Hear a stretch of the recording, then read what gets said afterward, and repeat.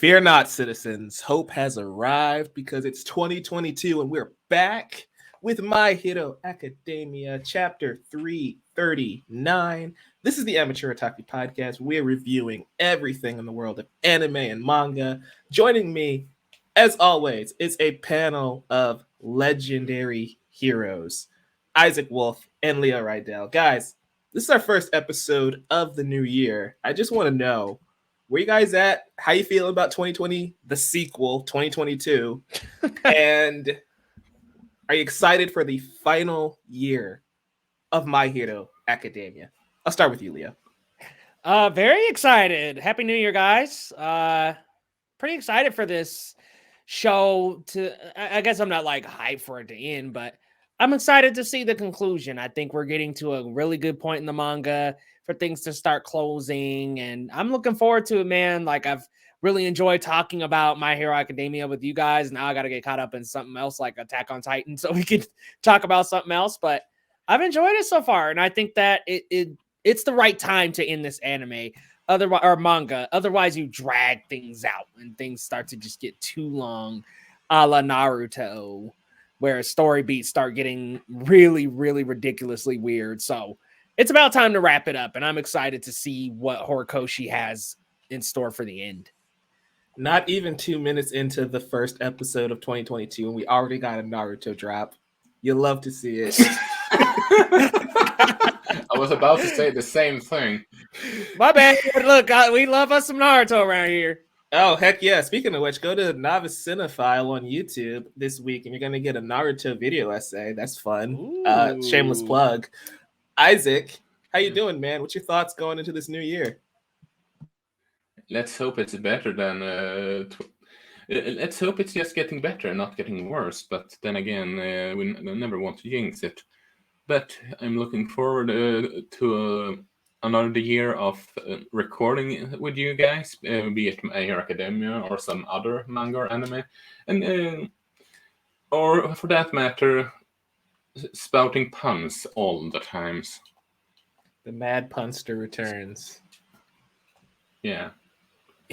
And let's not talk about hope and dreams too much today. It got a bit overboard to some extent. Maybe. Who knows? No, not really. This episode is covering Chapter 339, the story of how we all became heroes, Part 2. So we ended the year 2021 with How We Became Heroes, Part 1, with Deku and Class A kind of like standing up for Aoyama and saying, he's the key, he's the linchpin that will, help them to victory, lead them to victory against All For One, because All For One doesn't really know that Aoyama betrayed him as far as the hero side knows.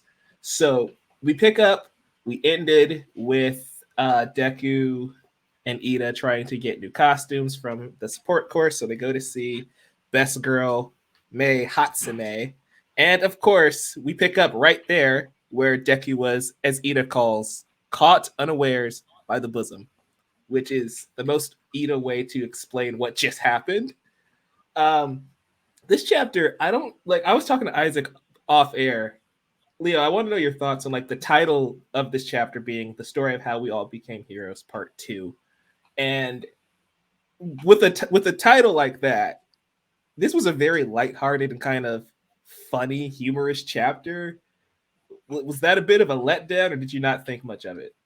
I think that I didn't think much of it. I expected something different, but I didn't really think too much of it. Like this very well might be the calm before the storm here, because it seems to me like at the end of the chapter, there's clearly a search plan about to be executed. This could be the very last time we get a very casual My Hero Academia arc, and that might be why it's called this. Why it has the title it has. What is it called again? Excuse me. The story of How We All Became Heroes, Part 2. Yeah. With it having that title, it kind of almost feels like, all right, this is right on the edge of when we're about to make our most heroic stand. So I kind of like it being a tip of the iceberg before things are going to happen. Yeah. It's one of those moments where it's like, this had some great moments. Like Deku saying, "Don't tell me," is she unaware of what's going on in the world? Yeah. Unawares by the bosom is a hilarious line. Walking away at the speed of nope is a hilarious line. And so it's like it was like it was taking us back to season 1 or season 2, right? And as far as tone, it's their stakes are high, but we can have a little fun on the way there.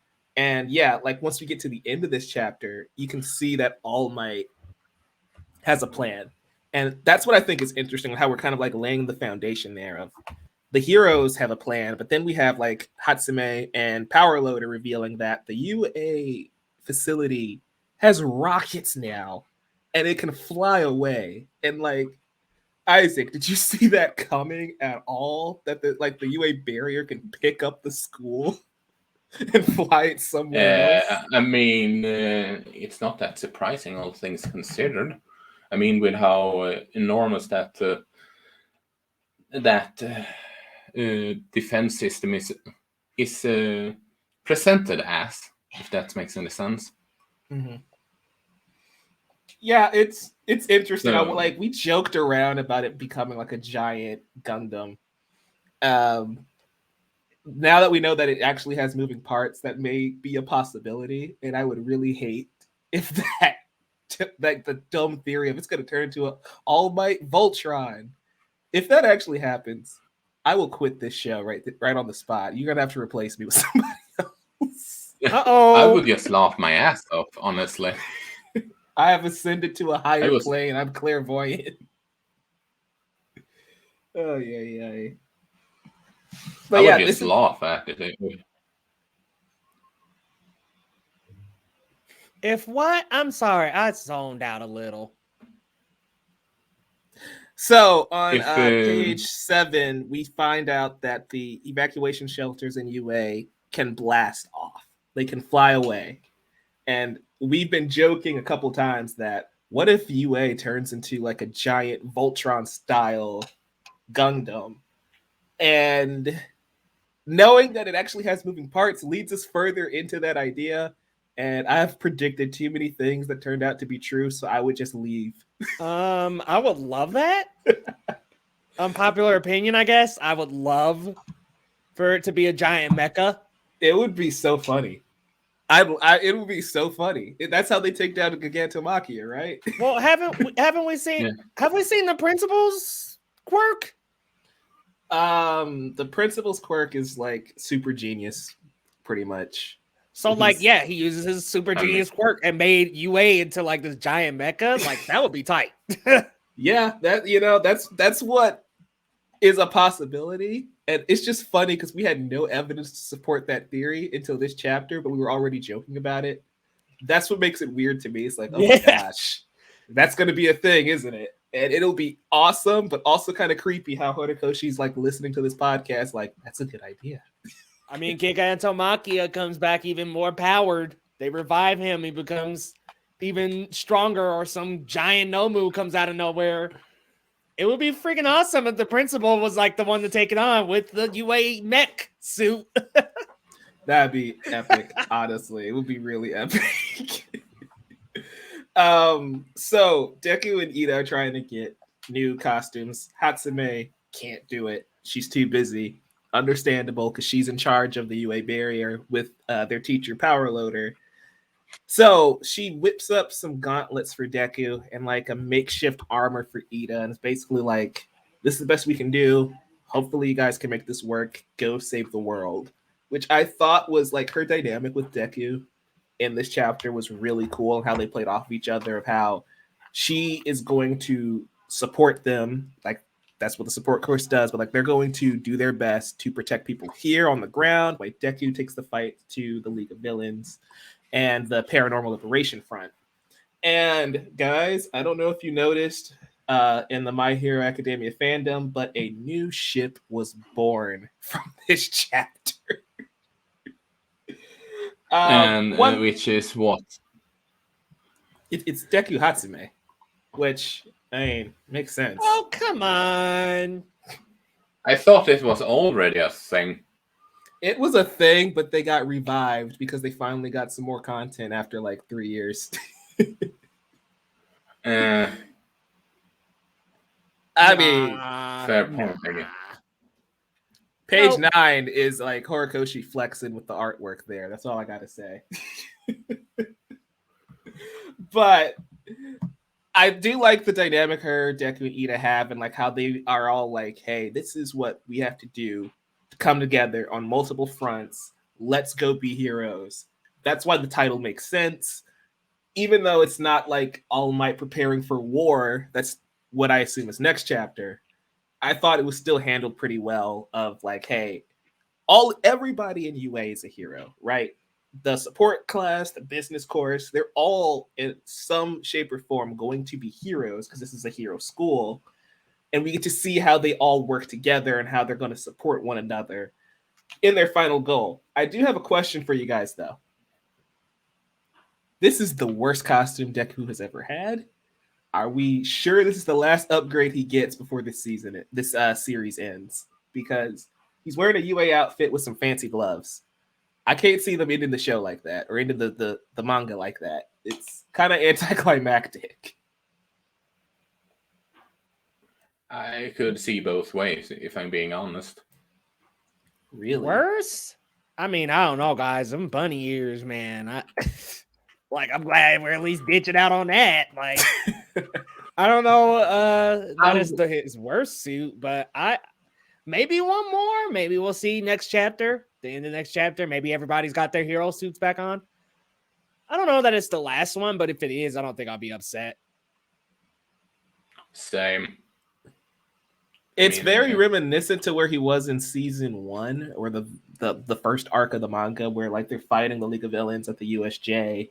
Everyone's in their hero suits, but Deku's in his UA suit. And that's exactly what's happening right here. So that's like a nice callback. Yeah.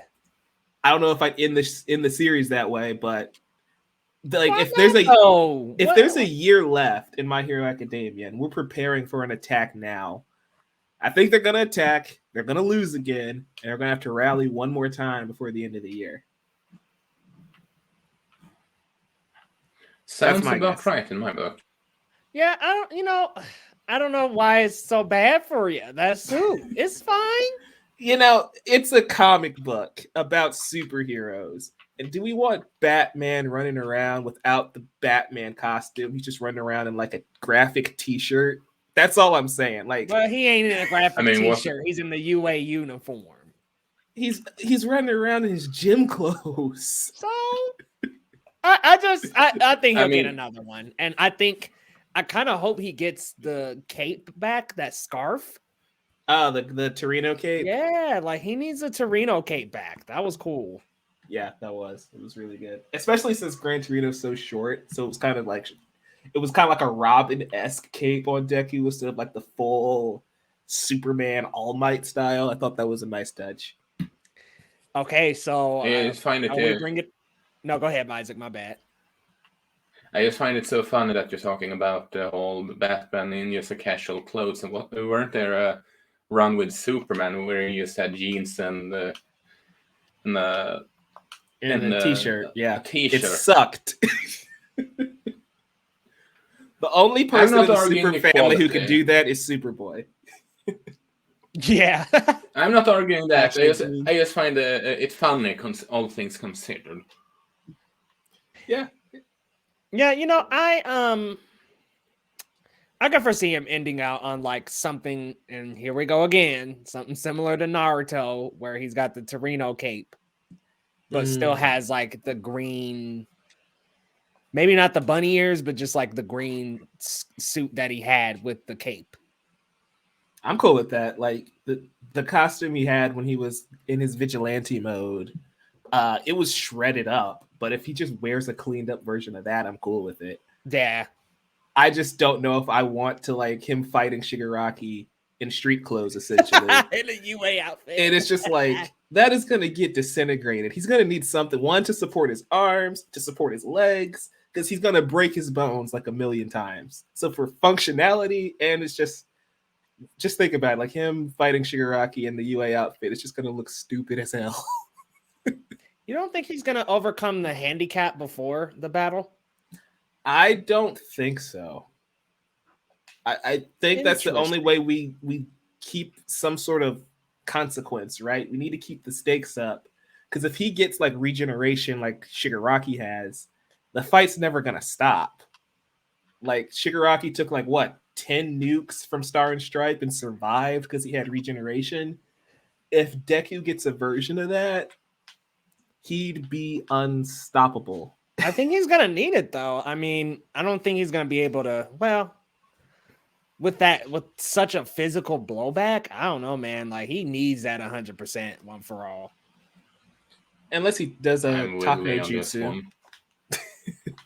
Because like I just feel like Shigaraki, the fact that he did take that from Star and Stripe, I'm like, yeah, Deku's gonna need to be like 100% one for all. Like we're gonna need to like go ahead and rip that band-aid off and say like the kid can do it now because he's not gonna be able to survive otherwise.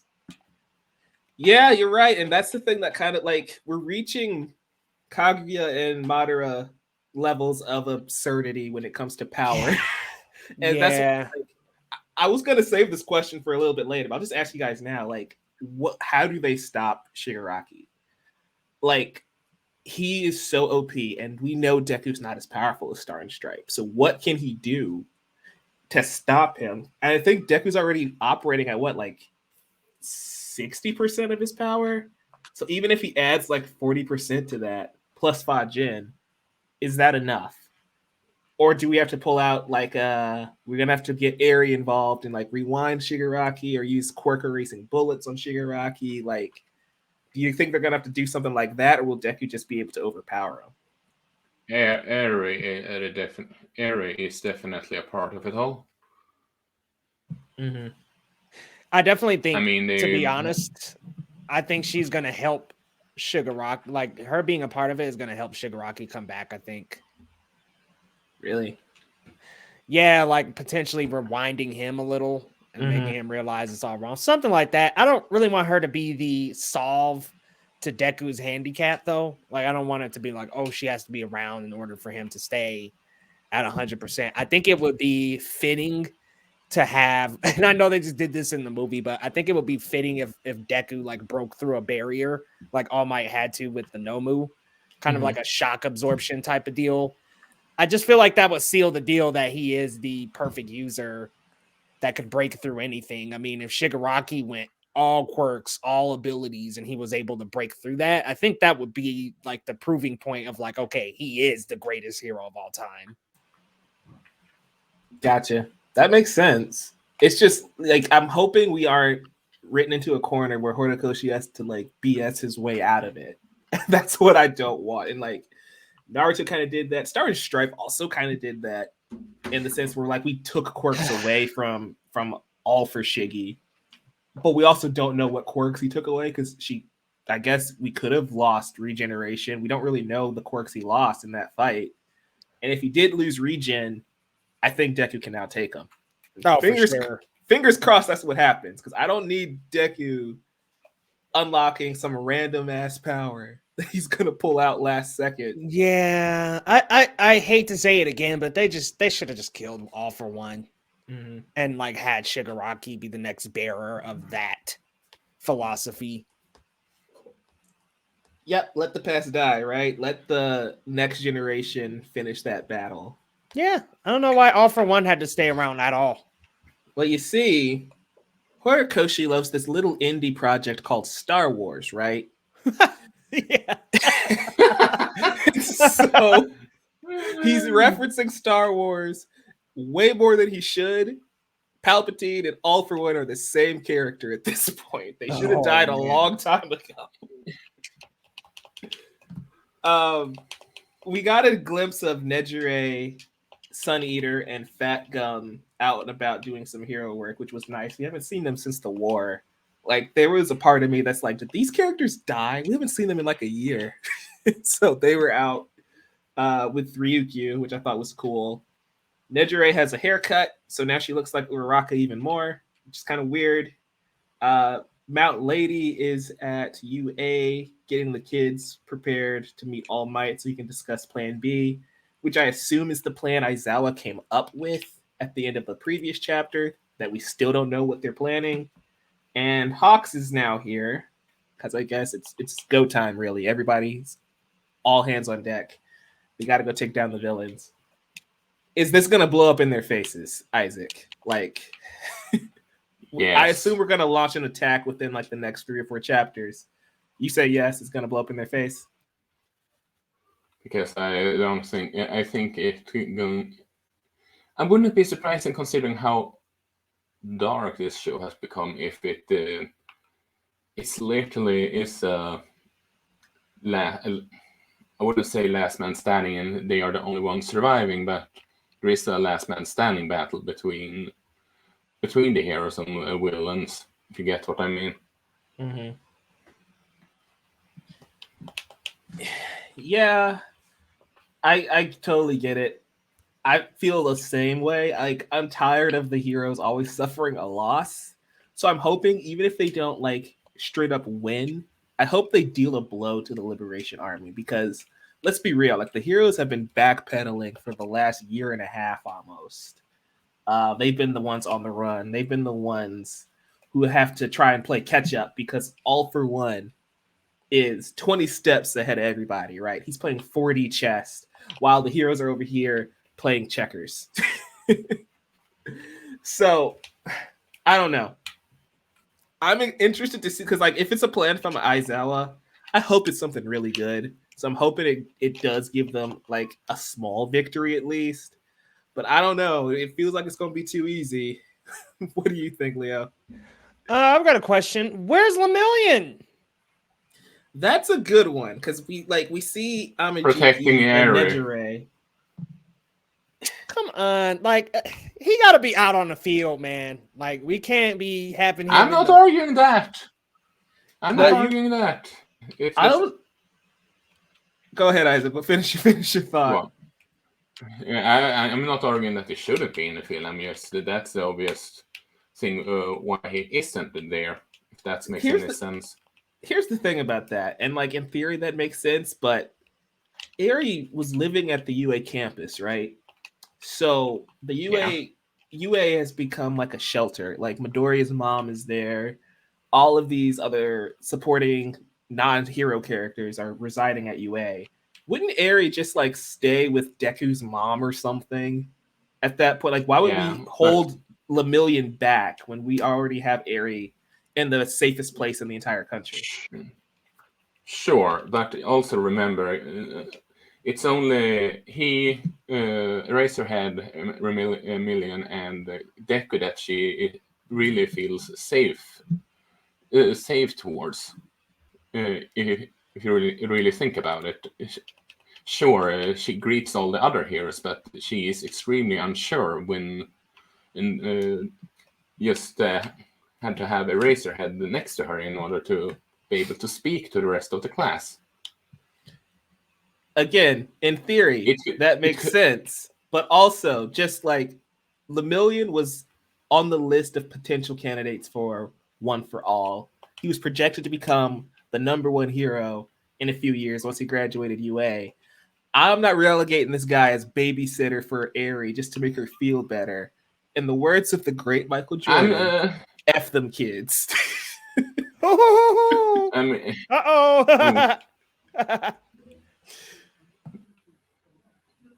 I mean, I get what you mean, but however, I will say this: if they did say that he hasn't been with Eri, then I just call bullshit on it. If I'm being honest, because that's the only. I'd rather say he's working with. Why he would. Go ahead. Sorry. Yeah, I mean, you go ahead. Go ahead. I was done. So. I feel like an easier explainer would be he's working with Bubble Girl and Centipeder, right? At Night Eye's agency. That's where he was interning before. And if Fat Gum is still working with Sun Eater, maybe Lemillion went back to his agency and he's helping them do hero work. I feel like that makes more sense than he just playing babysitter when Eri doesn't need a babysitter right now. Like, no, like, is All for One after Eri? This, like, if they're not like purposely trying to attack her specifically, she's no different than the rest of the citizens that are finding refuge at UA. I mean, also, let's remember that when she is uncertain of herself, her Kirk can go ballistic, and her going ballistic with her Kirk, that's not a good thing. Which means she has to be with Aizawa. Yeah, and if Aizawa can't take care of her right now, he is the obvious choice. Maybe he could just join when Aizawa is ready to take care of Eri. Maybe. Yeah, if he is taking care of Harry, I'm gonna be like, look, man, hurry on up to the front. Like, they need Lemillion, dude. For real. I'm not arguing just, that, but I'm not arguing that. Just for yeah, go on. Sorry, I was just pointing out. I'm not arguing that. I just feel like it's more than likely that's why he isn't shown up. Oh, we get you. I feel like Lemillion, like, if we're gonna bring in all these UA kids to fight this battle, he's clearly the one, besides Midoriya and Todoroki, you have to bring in, right? He's the most powerful student in UA's hero course, and so, like, he's the biggest of the big three. He needs to be there. It's just plain and simple. He needs to be there. It doesn't make sense on why he's not involved. It doesn't make sense that this is the first time we're seeing Amajiki and Nejire either. Like, where the heck have they been? I don't know, but, like, luckily, we're not complaining about that. They're showing up now. We'll probably get Lemillion within the next couple chapters if we're showing the other two members of the big three. I'm interested to see what All Might and Hawks have to say and what their game plan is, because honestly, I'm not sure what the hero's play is, really. Like, how do you beat somebody who doesn't have a weakness in All for One? Somebody who's 4 steps ahead of you in All for One and has an army of the Liberation Front and his commanders in the League of Villains, right? With Dabi and all these other characters. What's their play? I can't wait to get the entire exposition dump in the next 2 chapters of Deku muttering the plan in his head. Yep. That's actually, like, I'm not joking. That's some of my favorite parts of Deku's characters is him trying to analyze and figure out what the strategy is. But I'm hoping Horikoshi doesn't fumble it, because this is going to be Deku's biggest plan yet. And I can't wait to see what comes from it. Okay, guys. So who gets KO'd? Like, who's not gonna make it? Bakugo. Yeah, I'd put him on the list of, like, not gonna make it. Hawks is already kind of KO'd because he's basically powerless at this point. Bakugo makes sense. It's between Bakugo and All Might, honestly. We can't do anything else to Aizawa. The man just won't die. I think All Might dies at the end of the series. Mm-hmm. I think Bakugo dies during the fight. I think potentially Aizawa.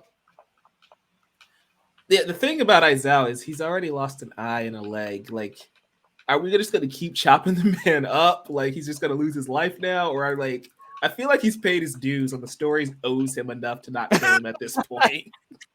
They messed him up so bad that he deserves to stay around. Yeah, like, if that didn't happen to him, I'd get it. But it's like, I don't know. That might be overkill at this point. There just hasn't been, like, hugely, besides, like, Midnight and Night Eye, like, a hugely significant death. Yeah, the jury's still out on Gran Torino. Right. I mean, there was no confirmation that he's dead. Nobody ever said he's dead, so he could still be alive in the hospital. Nobody else, like, no big teachers, no students, nothing. Like, it just seems like there'd be one consequence, you know? We keep bringing back Naruto, but, like, think about the war arc in Shippuden, right? Neji. We lost, but we lost, like, it was just Neji, right? I don't think we lost anybody else in that entire war arc. Guy. Yes and no. Like, he's wheelchair bound. Like, he's done. Like, that's it. So I guess you kind of lose him, but, like, don't lose him, you know? Mm-hmm. I guess that's what happened with Aizawa. Yeah, so that's my point. It's like, we might That's why I'm saying like it could be down between Bakugo and All Might. I don't think you lose both. I just don't think the series is going that way, especially when you look at what's going on the villain side, right? You could potentially turn Tenko Shimura or Toga or even Spinner. And so it's like the possibility of winning villains onto your side is still there. So that means the chances of somebody getting killed in those interactions is decreasing, in my opinion, at least. So you think they'll sway the League of Villains to work with them to stop the front? I think so. Maybe I think that's what. Yeah, not all of them, everyone. But most of them. I know. Yeah, well, they ain't convincing Dobby. He ain't. Yeah, Dobby ain't budging. Dobby's a lost cause, but it's like Shigaraki, Toga, and Spinner, right? That's all that's left because Twice is gone, Mag is gone, Compress is gone, and so it's like you win the three remaining, and then Dobby's just gonna have to fight his dad and his brother. Right? Yeah, that's all he does. Yeah. Question. And not to mention, you got the Does Endeavor die? Does Endeavor die? I could see on the light end a severe handicap, but I could see him dying against Dobby potentially. Yeah, and Shoto being the one. Yeah. Coming in has to revenge his dad, so to speak, ending up from hating him to revenging him, going full circle, so to speak. Yeah, I like that. Like, I like that a lot. Like, maybe not even, him killing Endeavor and him Shoto having to avenge him would definitely be like he's finally fighting for his family instead of against it. That makes sense. Here's the problem with My Hero Academia having too many characters. Let me get on my soapbox for a minute. Uh-oh. For Todoroki's character, that makes total sense, right? Endeavor dies. He has to fight Dobby. And he's fighting for his family. He's fighting to save the Todoroki household, right? That makes perfect sense. But on the flip side, we spent way too much time getting Endeavor's redemption arc set up, right? Him trying to atone for his past mistakes. So it's like, it's basically the red pill and the blue pill. Blue pill, Shoto is one of the main characters of the story. He finally gets to overcome the shadow of Endeavor and save his family. Red pill, Endeavor finally completes his redemption arc and reunites his family, makes them whole again. That's the thing, right? It's like we set up these two character arcs for these two characters and they're colliding, and I don't know which one actually happens. I don't think Dobby comes back, man. Like, I just don't foresee him coming back. So does Endeavor die trying to bring him back? That's option 3, the purple pill, right? Oh man. You have the best of both worlds of he atones for it, he brought his family back together, and he dies trying to bring back Toya Todoroki, only for Toya to pull a Kylo Ren and kill him, and now Shoto has to go stop Toya. That might be what happens. I like that scenario. Yeah, but it's like I don't want all the time we put in with Endeavor to feel like it was wasted. And I think there's a way you can make that work if you kill him, but there's also a chance of it feeling like you just cheap. It was cheap, and there was no point in doing it at all. Because there could easily be a dialogue exchange that if he does kill Endeavor, he still says, something like, "I still believe in you, Toya," or something, and that's like his last breath. Yeah, there's a way to go about it. You just have it's a fine line to make it work, to make it satisfying all the way around. Because one of the problems is that Shoto's entire character arc is involving Endeavor, but we kind of shied away from Shoto's side of the story and started shedding more light on Endeavor's side of the story, and it wasn't really as balanced as it could have been. That's because this is the story of how Deku and his class became the world's greatest heroes, and there's like 20 characters in UA alone. it's too many, and so things get lost a little bit. And I'm just hoping that's why this last year is going to be interesting, because on one hand, like you said earlier at the top of the show, Leo, it makes sense that um, we're finally closing up these story arcs, right? They've been going on for 7 years now. It's time to start wrapping it up, but also there's so much left to tell because there's so many characters. Of like, Lemillion comes back into the fold, but we haven't spent any time with him. Where is he as a character, as a hero? How has his journey changed from becoming, top contender in UA to becoming quirkless like Deku to getting his power back?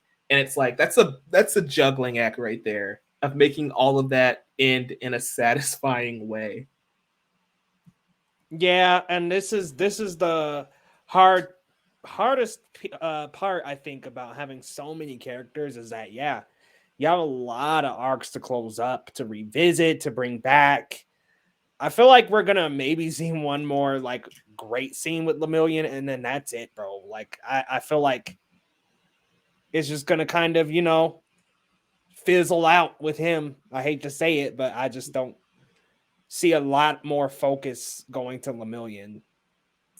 Yeah, it happens that way, unfortunately, because even like getting past Lemillion, it's like, what happens with Aizawa? What's going on with All Might and Stain? And it's like there's so many moving parts here. Even Eri, where is she? How does she come into play? Oh, Stain's gonna be in battle. Like, he's gonna be with the heroes, I think, because him and All Might in that little exchange, something happened there. Oh, definitely, for sure. I feel like, I'm putting this out there on this recording before it inevitably happens. But you remember how I kept saying that they need to make a Suicide Squad? Yeah. I would not be surprised if we see Gentle and Labrava, Stain. We see Mitoko come back. We see Lady Nagant come back in some capacity. And it's like, now we've got an anti-hero squad, right?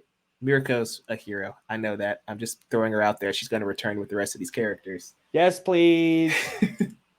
Especially since Horikoshi keeps drawing fan art of her with like these awesome prosthetic arms and legs, meaning that she's gearing up to come back. She's got to be coming back, bro. Like, I feel like she was just too into the battle to just retire after what happened to her. Especially since she makes an appearance in a thing that I'm not going to spoil. Watch the Vigilantes. Oh, okay. Anyway. So yeah, that brings us back to what we were saying months ago. You know how the manga ties into the anime more often than not? When Mitoko's episode happens, I think she's going to come back in the manga around that same time, personally. Okay, that would make a lot of sense, I think. Kind of have that sensation, have that wave of Mirko that's going to come. Yeah, especially since we pointed that out during last season on how elements that are happening in that season affect what's happening in the manga. And so it's like, I believe this season Lemillion also comes back, so he might have another big moment around the time that episode airs. And so I'm hoping we make it all work, because I think Horikoshi's going to do it. I just hope it happens in a satisfying way. More like the war arc from a year ago and less of the Star and Stripes stuff at the end of the year. That's just me. Did you guys have anything else you wanted to talk about? Think I'm good, folks. I'm good. Okay. That wraps up this episode. This was My Hero Academia, Chapter 339.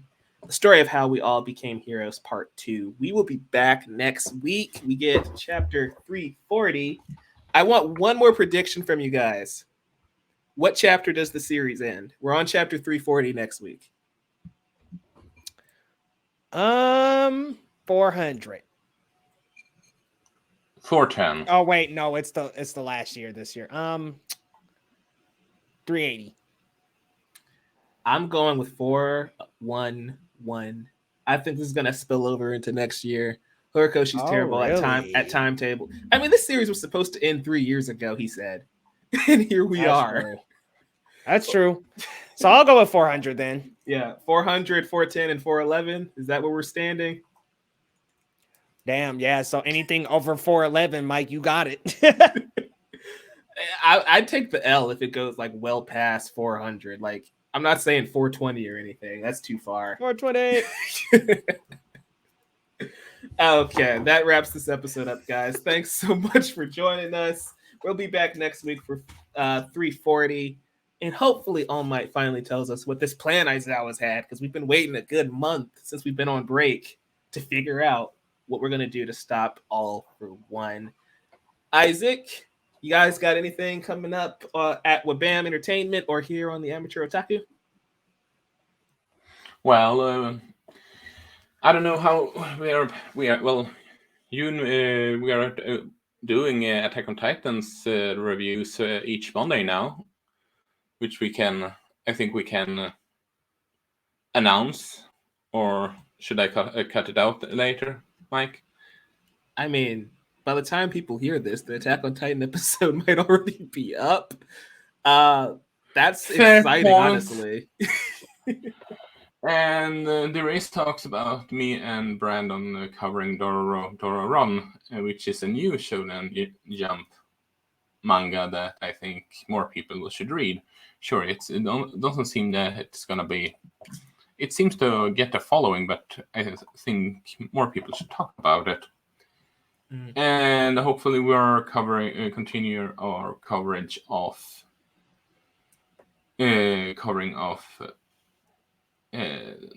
Yo-Yo's Bizarre Adventure, which is endurance test, to put it slightly. And you can only take too many memes at some point. That's all I'm gonna say. And when JoJo's it comes is to great. You're just mean. And when it comes to Wabam specifically, well, I'm planning a review on Legends Arceus once that comes out. So it's a lot going on. Sweet. Leah, what's happening over at Geekly Goods? You guys can find me over at Geekly Goods on YouTube and then at Leo Rydel GG across all social media platforms. Coming up, we got some Scream content this week. I will have a Scream review, Superman Lois review, and then I'm working on a Scream project right now that should be dropping either tomorrow or Tuesday. And also just more content coming up as well. We got Peacemaker coming up. I'm going to be doing another Boba Fett video on why I haven't really been covering that show and why I'm not really that into it. And a couple other things on the way as well. So come on over to the channel, guys, and we'll see you there. Yeah, I have not heard a ton of good things about the Book of Boba Fett. I'm interested to hear you go in detail about that. Like, the trailers never sold me, and the buzz around it has really turned me off at this point. Yeah.